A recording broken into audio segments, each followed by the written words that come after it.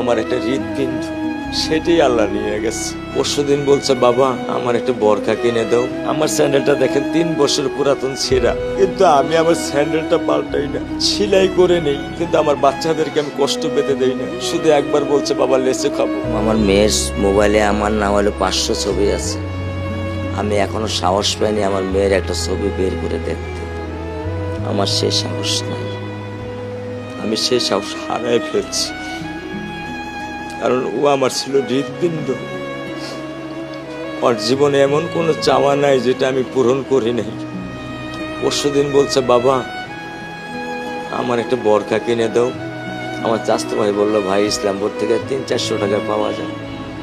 আমি সাথে সাথে মিনি মার্কেট থেকে আমি 1000 টাকা দিয়ে আমার মেয়েকে বরখা এনে দিচ্ছি।